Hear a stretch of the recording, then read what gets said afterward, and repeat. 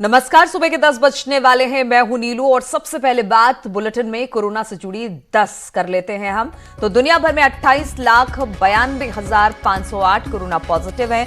Corona से दुनिया में अब तक 2,02,455 लोगों की मौत हो गई है। अमेरिका की बात की जाए तो यहां पर 9,56,375 केस हैं, जिनमें से 53,928 की अब तक मौत हो चुकी है। इटली में 26,384 और स्पेन में 22,902 की मौत अब तक कोरोना मामले से हो चुकी है। फ्रांस में 22,614 और ब्रिटेन में 20,319 की मौत हो गई है। देश की बात कर ली जाए तो 26,496 कोरोना पॉजिटिव मामले अब तक निकलकर सामने आए हैं। देश भर में कोरोना से 824 लोगों की अब तक मौत हो चुकी है। अकेले उत्तर प्रदेश में 1793 कोरोना पॉजिटिव मामले हैं, जिनमें 27 की मौत हो गई है। आगरा में 371, लखनऊ में 204 कोरोना मरीज हैं, जबकि उत्तराखंड में 48 कोरोना पॉजिटिव है, जिनमें 25 ने रिकवर कर लिया है।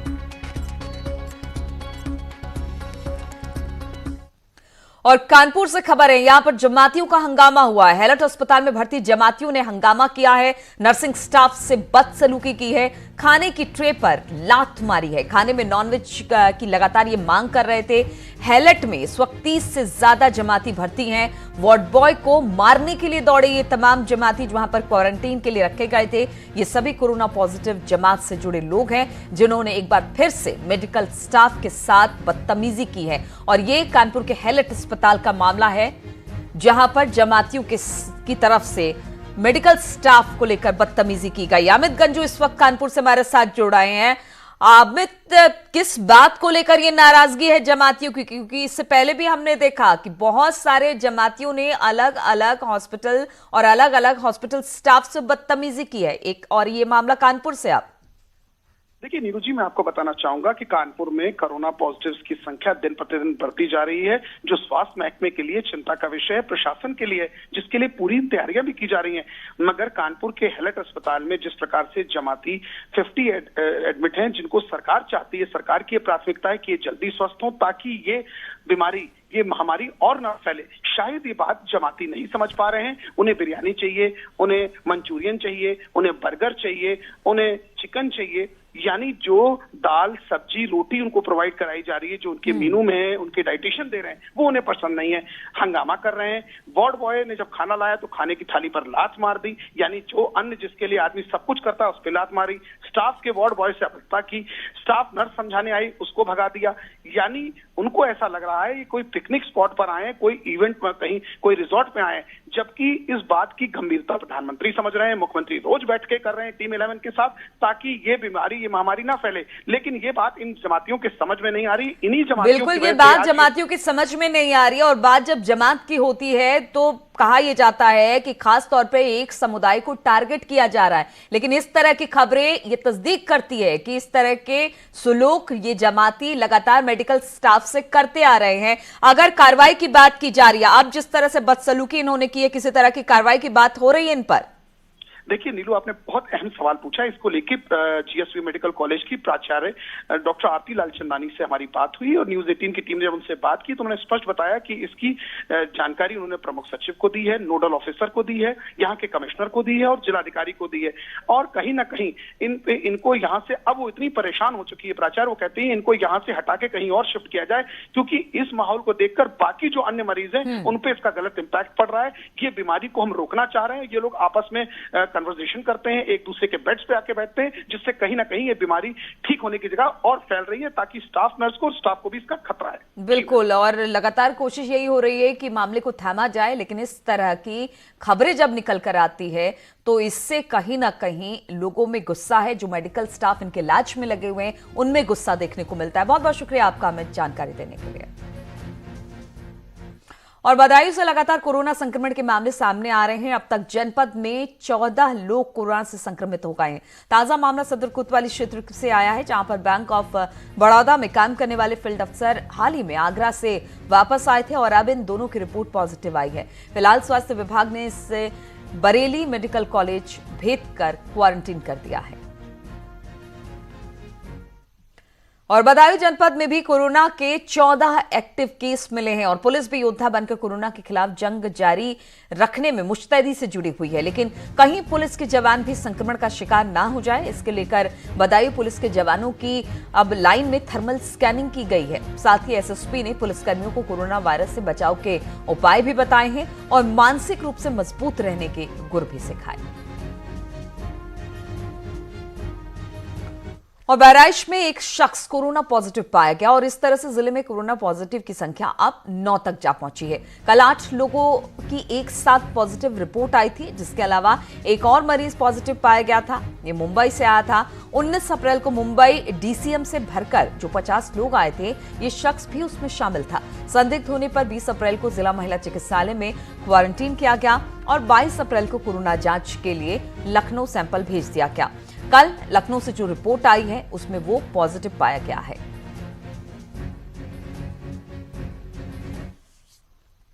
और आगरा में कोरोना कहर बनकर टूट रहा है और लगातार मरीजों की तादाद बढ़ती जा रही है। इस बार आगरा की पुलिस लाइन में तैनात पुलिस का फॉलोवर कोरोना पॉजिटिव निकला। ये फॉलोवर पुलिस कर्मियों के लिए खाना बनाता था। रोजाना तकरीबन 150 पुलिस कर्मियों को खाना बनाकर खिलाता था। जैसे फॉलोवर की रिपोर्ट पॉजिटिव आई है, वैसे ही पुलिस महकमे में अब हड़कंप मच गया है। कहर आगरा में लगातार जारी है और इस बार वो शख्स कोरोना का शिकार हुआ है जो पुलिस कर्मियों के लिए अन्नदाता हुआ करता है। जी हां, हम बात कर रहे हैं आगरा की पुलिस लाइन में तैनात वो फॉलोअर जो पुलिस कर्मियों के लिए खाना बनाता था। और ठीक पीछे आप देख सकते हैं ये पुलिस लाइन है और इसी पुलिस लाइन में वो फॉलोअर तैनात था जिसको कोरोना पॉजिटिव निकला है।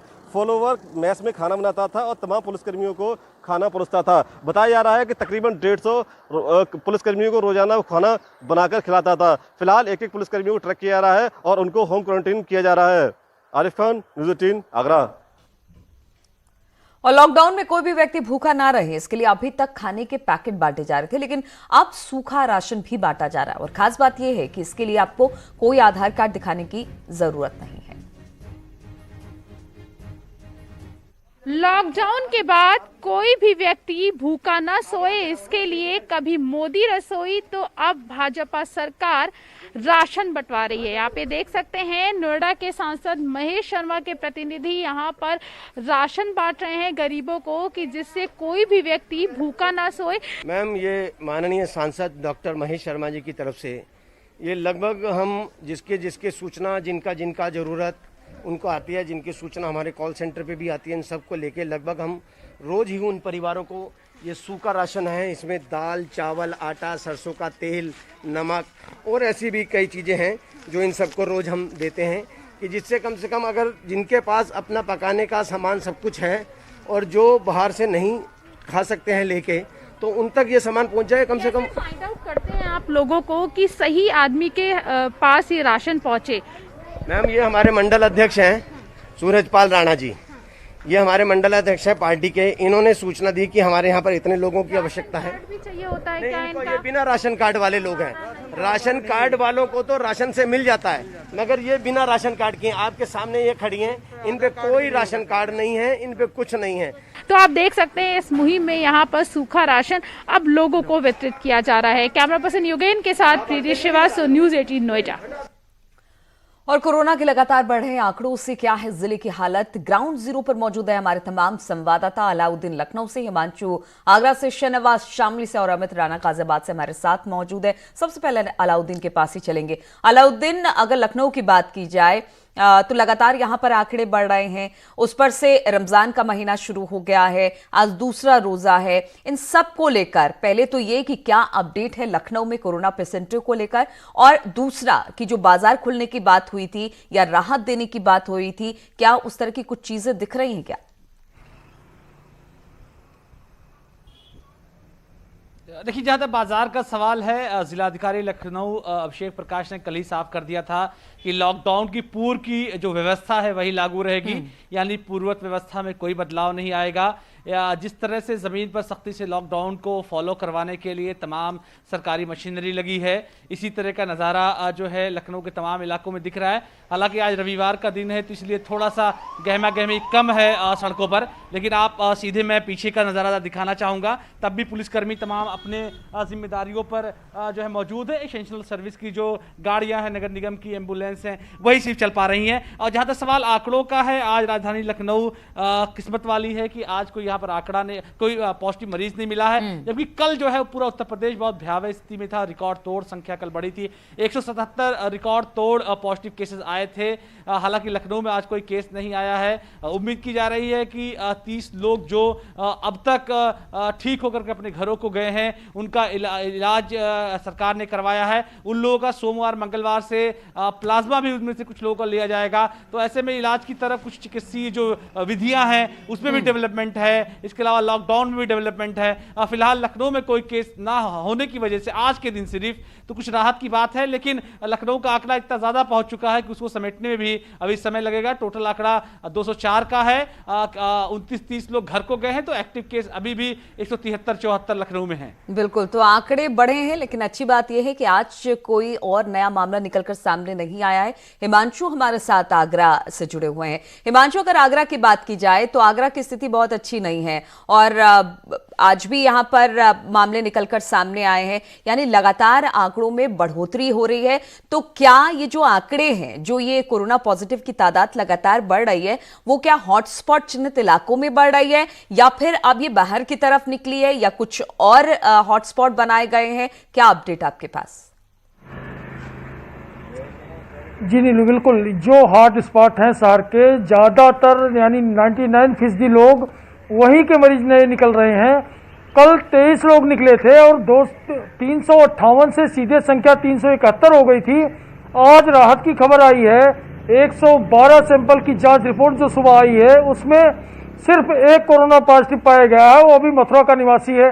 तो इस तरह से आज यह संख्या 372 पे पहुंच गई है। तो पर्याप्त इंतजाम है, लगातार प्रशासन सक्रिय, स्वास्थ्य महकमा सक्रिय है और सीएम योगी पल पल की खबर ले रहे हैं। लेकिन शुरुआत में जमातियों ने जिस तरह से बढ़ा दिया कोरोना, उसके बाद इसका विस्तार होता चला जाए। जिससे सब्जी खरीदी, सब्जी वाले यहाँ 4 पीड़ित निकले कोरोना, 2 दूधिये निकले हैं कोरोना पॉजिटिव। तो इस तरह से हॉट स्पॉट यहाँ 31 है और उसी हॉट स्पॉट के अंदर से ही ज्यादातर मरीज निकल रहे हैं। अच्छा हिमांशु, पुलिस लाइन में भी हमने देखा कि जो खाना बनाता था उसमें कोरोना पॉजिटिव निकला है, तो क्या पुलिस लाइन को भी क्वारंटाइन करने की बात हो रही है? क्या इस बारे में किसी तरह की कोई जानकारी? जी बिल्कुल जानकारी है इस बारे में। एक फॉलोअर निकला था पॉजिटिव कोरोना का और उसके बाद 90 सिपाहियों को क्वारंटाइन कर दिया गया है।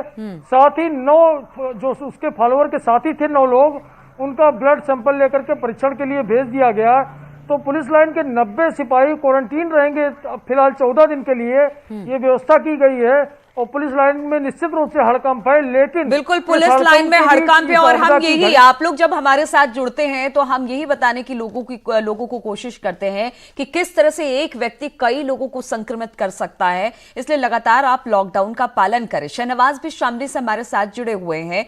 शहनवाज, अगर शामली की बात की जाए, यहां पर कोई नया मामला निकलकर अब तक सामने आया है और लॉकडाउन का कितना पालन हो रहा है, किस तरह के इंतजाम?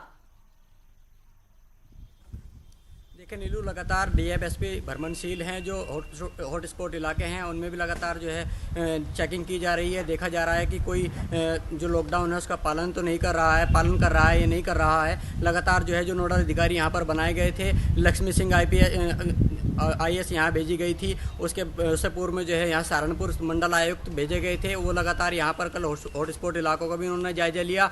जो यहाँ पर कोविड-19 हॉस्पिटल है उनका भी जायजा लिया। अगर मरीजों की बात शामली में की जाए तो शामली में एक्टिव 17 मरीज थे, जिनमें से जो है 13 लोगों को जो है ठीक कर लिया गया है। जो राहत भरी खबर है शामली के लिए, शामली की जनता के लिए, क्योंकि अब जो एक्टिव मरीजों की संख्या है वो शामली में 4 रह गई है। और जो डीएम है, एसपी है, लगातार उनका यही प्रयास है। तो लगातार नजर बनाए हुए हैं और मामले को रोका जाए, मामला आगे ना बढ़े, इसको लेकर भी देख रहे हैं। अमित राणा गाजियाबाद से हमारे साथ जुड़ गए हैं। अमित, हमने देखा कि जिस तरह से डीएम का ऑर्डर आया था कि सब्जी की दुकानें 2 बजे तक और ग्रोसरी की दुकानें 4 बजे तक खुलेंगी, क्या वो अब दिखाई दे रहा है? लोग 2 बजे और 4 बजे के बाद अपनी अपनी दुकानें बंद कर दे रहे हैं, और इस स्थिति किस तरह की गाजियाबाद की कोरोना पेशेंट को लेकर?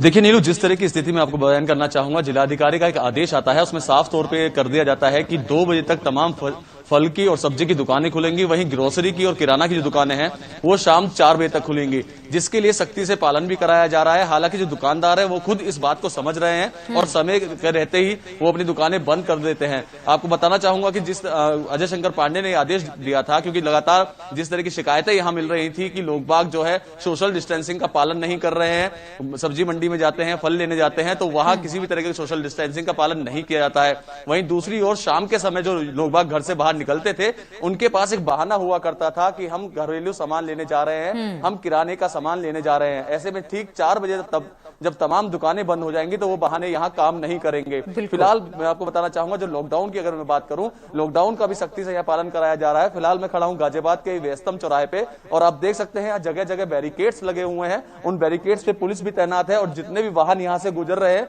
उनकी गहनता से चेकिंग के बाद ही उन्हें यहाँ से जाने दिया जा रहा है। वहीं दूसरी ओर जो आलम देखने को मिल रहा है, बहुत कम ही लोग हैं जो घर से बाहर निकल रहे हैं। वजह है कि कोरोना का जो कहर है उससे सभी को डर लग रहा है, और इसी डर के चलते लोग बाग अपने घरों से नहीं निकल रहे हैं। जिन लोगों को बेहद जरूरी काम है, बिल्कुल, तो अमित कहा जा सकता है कि प्रशासन भी सख्ती से इसका पालन करा रहा है और लोग भी समझ रहे हैं। जो लोग नहीं समझ रहे हैं उनके लिए रोज प्रशासन नए नियम बनाता है, और अब इसको लेकर नया नियम है कि 4 बजे के बाद अब कोई दुकान नहीं खुलेगा, इसलिए किसी तरह के आपके पास बहाने नहीं होंगे कि आपको बाहर जाना है और चीजें लेनी है। बहुत बहुत शुक्रिया आप तमाम लोगों का हमारे साथ जुड़ने के लिए। रुकेंगे छोटे से ब्रेक के लिए, जल्द लौट।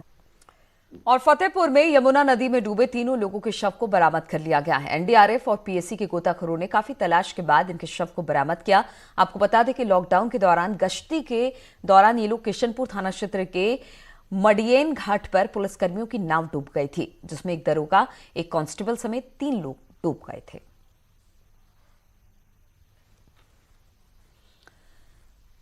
कोरोना वायरस के चलते लॉकडाउन चल रहा है, लेकिन लखीमपुर खीरी में अवैध शराब बनाने वाले जंगलों में कच्ची शराब का कारखाना लगातार शराब बेच रहे हैं। पुलिस ने 2 जगहों पर छापेमारी की, जंगलों में अवैध शराब के कारखाने को नष्ट किया। पुलिस ने मौके से शराब बनाने में इस्तेमाल होने वाले 10,000 लीटर लहन और 200 लीटर शराब बरामद किए हैं। हालांकि शराब बनाने वाले 10 लोग अब फरार हो चुके हैं।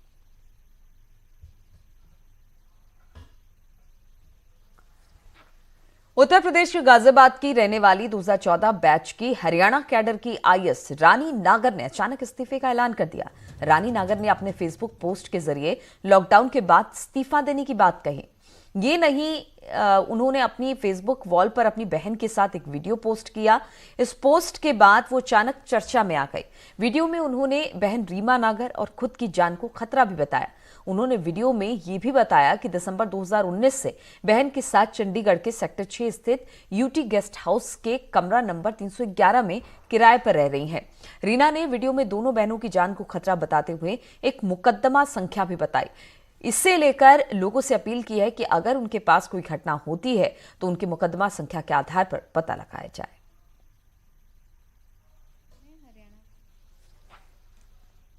और वहीं इस घटना के बाद बसपा प्रमुख मायावती ने ट्विटर पर प्रतिक्रिया दी है। मायावती ने ट्वीट करते हुए लिखा कि सरकार आईएएस रानी नागर के इस्तीफे का संज्ञान ले।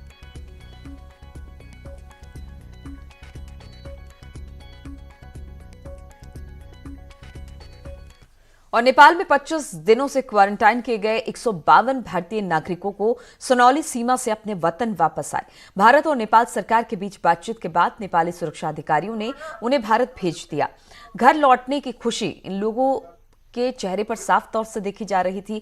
इन नागरिकों ने जैसे ही नेपाल से भारत की सीमा में प्रवेश किया तो सभी ने भारत माता की जयकारे लगाए। लोग मुरादाबाद, संत कबीर नगर, गोरखपुर, बस्ती, महाराजगंज, कुशीनगर के रहने वाले हैं। सीओ ने बताया कि सभी को क्वारंटाइन सेंटर में रखा जाएगा। ब्लड सैंपल जांच के लिए भेजा जाएगा। जांच रिपोर्ट आने के बाद ही इन सभी को उनके घर भेजा जाएगा। आने के बाद इस बॉर्डर पे उनका थर्मल स्क्रीनिंग होगा। उसके पश्चात हम लोग जो सबसे नज़दीकी क्वारंटीन सेंटर है वहाँ हम लोग उनको थोड़ा देर रोकेंगे उनका सैंपल लेने के बाद विस्तृत जांच के लिए हम लोग भेजेंगे। जांच रिपोर्ट आने के बाद ही हम लोग उन्हें उनके जो रहने का स्थान है, जिले हैं, वहाँ पर विशेष वाहन का। और शाहजहांपुर में सब्जी मंडियों में सोशल डिस्टेंसिंग की सरेआम धज्जियां उड़ाई जा रही है। इतना ही नहीं, लोग मास्क भी नहीं पहन रहे हैं। इससे ग्रामीण इलाकों में संक्रमण फैलने की भी आशंका है। अफसोस की बात यह है कि पास ही में पुलिस चौकी है, फिर भी पुलिस सख्ती नहीं कर रही है।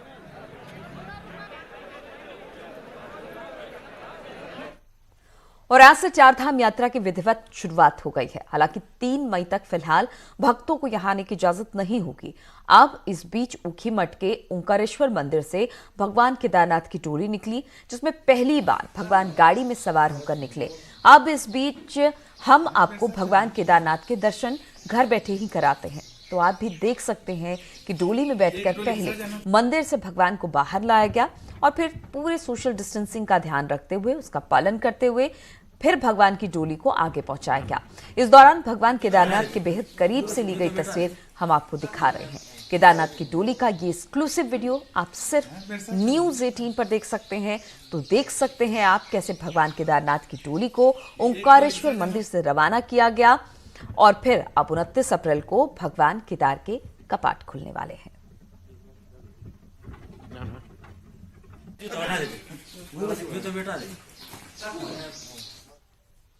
तो वहीं आज ही केदारनाथ की डोली भी रवाना हो गई।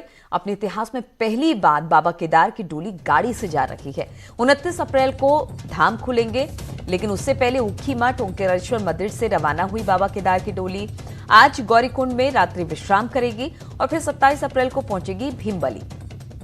28 को केदारनाथ पहुंचेगी बाबा केदार की डोली और 29 तारीख को केदारनाथ धाम के कपाट खुल जाएंगे। तो इन्हीं खबरों के साथ इस बुलेटिन में फिलहाल इतना ही।